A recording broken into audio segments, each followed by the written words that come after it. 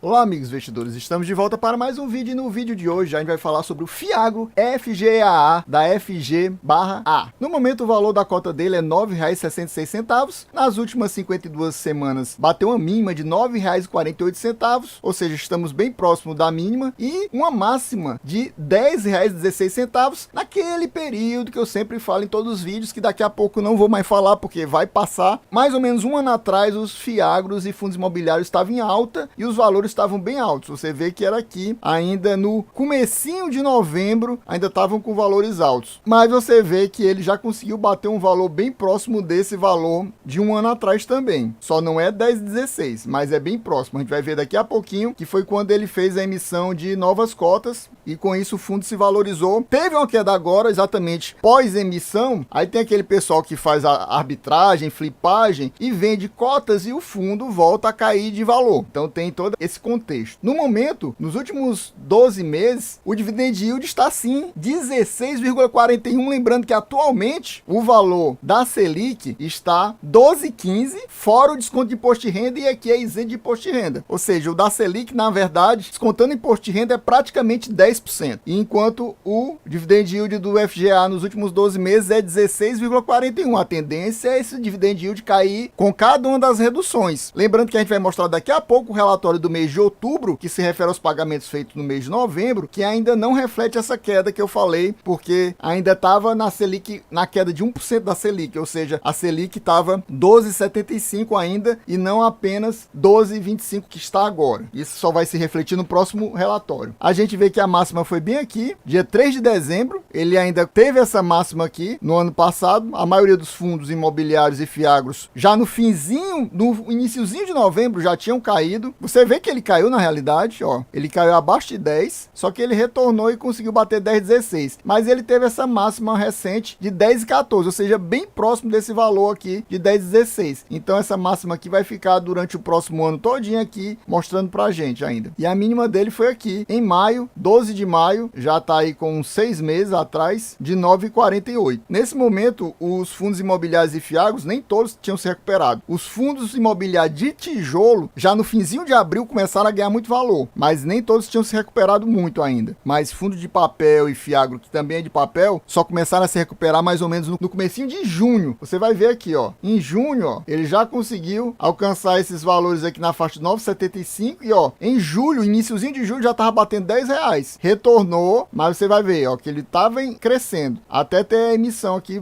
A emissão foi nesse período aqui, mais ou menos. A gente vê que o valor patrimonial da cota dele é R$ 9,59, ou seja, o P sobre VP dele tá 1,01, um pouquinho acima do valor patrimonial. Tem muita gente que não investe quando o fundo é de papel e ultrapassa 1, mas os fundos de papel e fiagros aqui no caso, quando são melhores, eles ultrapassam 1, é normal. Eles chegam a 1,03, 1,04, 0,5, tem uns que chegam até 1,10, como por exemplo o MXRF, que eu acho que ainda tá nessa faixa de 1,10. Esse patrimônio aqui tá errado, esse patrimônio aqui é o patrimônio antes da emissão. O valor atualmente, pós-emissão, tá na faixa de 432 milhões, ele cresceu cerca de 92 milhões, então esse valor aqui tá errado. Eu não sei porque que ainda não atualizou, até porque já foi feita até a liberação das novas cotas, já era para ter sido atualizado, mas não está. O valor de cotistas é muito bom, considerando que a maioria dos fiagros, esse aqui já tá completando uns 2 anos na bolsa, é relativamente recente, 2 anos é pouco tempo, e ele tem 40 mil cotistas, mas ele também é um fundo de base 10, o que facilita. Nos últimos 24 meses, ele tá com a média de distribuição de 14 centavos, mas você tem certeza que a tendência é dessa média ser puxada para baixo, porque ele já está começando a distribuir menos por causa da Selic, a gente vai ver agora. O valor da liquidez diária média dele é muito boa ainda, 1.651.000, muito fácil vender e comprar cotas do fundo, e você vê que aqui ele distribuiu 12 centavos, se eu não me engano aqui foi 12 centavos mesmo, mas aqui ele coloca 12 centavos, mas não foi 12 centavos, ele está arredondando para cima, aqui foi 11 centavos e meio, então já teve uma queda desse mês para esse. Aqui você vê que o yield dele foi de 1,20, aqui 1,17, então você tá vendo uma tendência de queda nos yields, porque como eu sempre falava nos vídeos anteriores, quem assistiu um vídeo mais antigo vai ver que eu sempre falava que a média dos fiagros era na faixa de 1,30. Era na faixa de 1,30. Tinha mês que dava às vezes 1,20, tinha mês que dava 1,40, na média ficava 1,30. Vários meses 1,30, 1,30, 1,30 e agora já começou a 1,20, 1,20. Eu já considero que a média normal agora deles é 1,20 já. É nessa faixa. Por enquanto é 1,20. A tendência é que caia mais ainda, mais 1,20, meus amigos. Considerando, eu vou mostrar para vocês uma coisa aqui. Se você considerar atual, tô colocando esse valor aqui, que não é nem o atual, mas ali a gente tá vendo coisas do mês passado. Então não reflete a queda da Selic de meio ponto percentual que aconteceu no mês passado. Aqui seria o valor do CDI. Até porque se você quer comparar com um rendimento que rende 100% do CDI, 12,65, olha aqui, ó. 12,65 dá ao ano 1%, exatamente 1% ao mês. Só que isso aqui ainda tem que tirar, numa hipótese muito boa, pelo menos 15% de imposto de renda, ou seja, isso aí cai para 0,85. Ou seja, 0,85 seria o equivalente a esse 1,17, 1,20. Comparação que a gente tem que fazer. Se você investir numa aplicação que renda 100% CDI, ele vai te dar de retorno nessa faixa 0,85 no mês passado. Agora já cai um pouquinho. E aqui no mês passado, deu esse 1,17, porque isso aqui é o valor do rendimento do mês passado que está sendo pago agora. Então a gente vê que tem essa diferença aí de cerca de 0,35%, o que, digamos, em 100 mil reais, por exemplo, te daria um retorno extra de 350 reais, se você tivesse uma aplicação aqui no FGA, por exemplo. Tem gente que acha, ah, não, eu quero mais seguro, então eu não sei nem para que você está assistindo esse vídeo, porque aqui a gente sabe que tem um pouco mais de risco, que o FGA é um fundo de papel e é high yield ainda, mas até agora ele não teve nenhum problema nesses últimos 2 anos, então não é uma certeza, mas a gente considera que a chance dele continuar distribuindo bem é muito boa, e pelo menos bem melhor. Nessa faixa aí vai ficar 0,30, 0,40 acima do CDI, vai ficar nessa faixa aí, ele tá se mantendo. Isso aí é mais ou menos a média, essa diferença entre você investir no 100% CDI e investir aqui no Fiagro, tá nessa faixa aí de 0,30, 0,40% ao mês de diferença. Você vê que os valores estão caindo, ó. No ano passado, por exemplo, 14 centavos, 15, 15, aí 18, aí depois, ó, 15, 15, 14, 14, ó, você vê que ele tem uma estabilidade, ele varia, mas muito pouco, né? 14, quando ele varia mais pra cima, né? 16, aí depois 14, aí nesse ano, ó, 14, 14, 13, 14, 13, 14, 13, 13, aí, ó, 13, aí, ó, isso aqui ainda não estava refletindo a queda dos valores, da taxa da queda da Selic, mas aqui já a gente já vê reflexo, olha, ó, 12, que foi exatamente nesse aqui, que foi pago em outubro. Isso aqui se refere aos pagamentos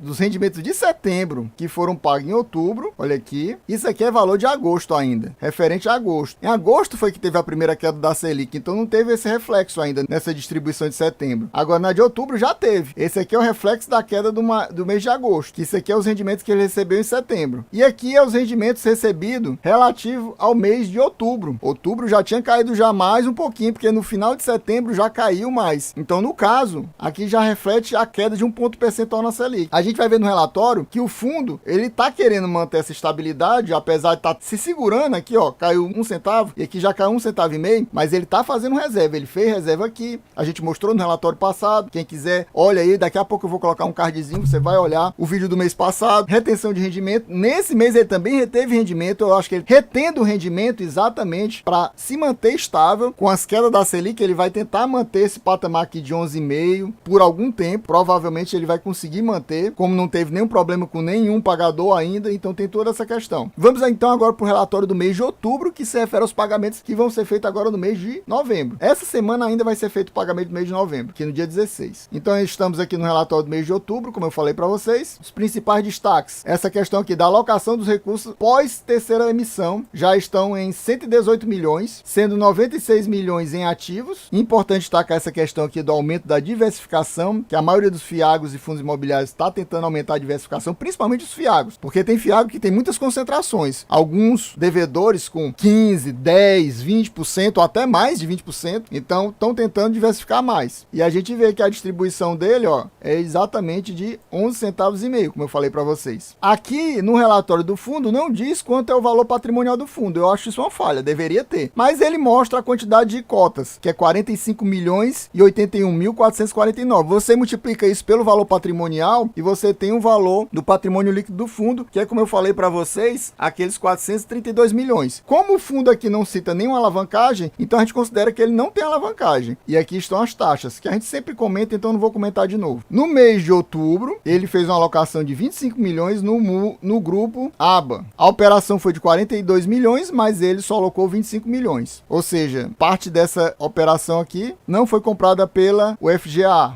da estratégia de diversificação do fundo, investindo em um novo devedor, que não fazia parte da carteira do fundo. Por isso que ele não quis investir os 42 milhões, né? Ele até fala que tinha recurso suficiente para ficar com 100% da operação, mas eles quiseram exatamente manter a estratégia de desconcentrar o portfólio do fundo. Se eles tivessem colocado os 42 milhões na operação completa desse fundo aqui, eles teriam ficado com 10% da carteira desse novo devedor. E eles preferiram não fazer isso. Ficou pouco mais de 5%. Aqui ele vai falar sobre o grupo ABA, mas eu não vou ler. Se você tiver interesse em ler sobre o grupo ABA, você dá uma pausa e lê. No mesmo mês de outubro, ele fez mais uma alocação de 20 milhões nesse novo devedor aqui, também a Solinfitec. E a mesma coisa que ele fez com a ABA, ele está fazendo aqui com a Solinfitec, falando um pouquinho dela. Se você tiver interesse em conhecer mais o negócio deles, você dá uma pausa e lê. Aqui ele cita de novo a questão da diversificação, né? Essas novas alocações, além de reforçar a estratégia do aumento da participação de ativos de carrego na carteira, evidencia o trabalho para diversificar o portfólio em setores diferentes. No mês de outubro também eles repuseram ativos já vendidos da Alcoeste. Eu acho que isso aqui não é legal. Era melhor eles terem ficado longe, porque a Alcoeste já era um dos devedores maiores do fundo. Eles venderam e agora compraram de volta. A operação completa desse ativo da Alcoeste era 60 milhões, mas o fundo comprou 23. Os outros 37 foram vendidos ao mercado, não foram comprados pelo fundo. Aqui temos a DRE do fundo, do mês de outubro. Eu não gosto muito que ele não compara com os meses anteriores, mas nem é muito bom comparar com os meses anteriores, porque você vai ver que nos meses anteriores o fundo recebia menos, porque ele cresceu agora, então ele teve uma emissão, então os valores das receitas estão subindo por causa desse aumento na emissão, na questão da emissão. Então por isso a gente não fica nem muito legal você comparar. A receita de juros vai subir com certeza. E no mês de outubro também teve mais dias úteis em relação ao mês passado. Então tudo isso afetou. Em relação às taxas, também aumentaram com certeza, taxa de administração e outras taxas, e no final das contas, o resultado, ou seja, o lucro obtido pelo fundo foi 5 milhões e meio praticamente, só que ele distribuiu cerca de 5 milhões e 184 mil, ou seja, ele reteve cerca de 400 mil, e com isso ele pagou os 11 centavos e meio e estão com um valor retido acumulado de 730 mil, exatamente para tentar, eu acho que manter aquele valor que eu falei para vocês. No mês passado eles retiveram mais ou menos uns 200 e poucos mil, ou seja, nos últimos 2 meses eles retiveram cerca de 600 mil, e aumentou esse caixa do fundo para ele estabilizar essa distribuição de dividendos. Provavelmente ele vai tentar ficar distribuindo entre 11 centavos e meio e 12 nos próximos meses, e eu acho que ele tem dinheiro suficiente em caixa, mesmo com esse mais meio ponto de queda na Selic no mês passado. Provavelmente no mês que vem eles vão distribuir nessa faixa de 11,5 a 12 centavos, porque eles têm caixa para isso. Esse caixa aqui eles não falam, né? Deveriam falar quanto isso aí é em centavos para o fundo. Eu vou fazer as contas e mostrar para vocês. Isso é praticamente 2 centavos por cota, pessoal. Então dá para manter, mesmo que caia meio ponto percentual. Eles conseguem manter uns 3 meses nessa faixa aí. Se não acontecer nada extraordinário com o fundo, mas nesse relatório não cita nada, nenhum problemazinho sequer. Então, por enquanto, é um dos fiagos mais tranquilos da nossa bolsa, é esse aqui. Basicamente é esse, o KNCA e o RZAG. São os 3 mais sem problemas, porque até o RURA 11 já teve um probleminha aí detectado. Então, até o RURA 11, que é um dos mais seguros, um dos que paga menos, já tá com um probleminha. Esses outros 3, por enquanto, não tem nada ainda no radar. Eu queria, meu amigo, que você dissesse aqui, você possui o FGA na sua carteira? Você tá pensando em colocar? Qual outro fiago você possui na sua carteira? Me diga aqui nos comentários. Aqui você vê o gráfico que fala sobre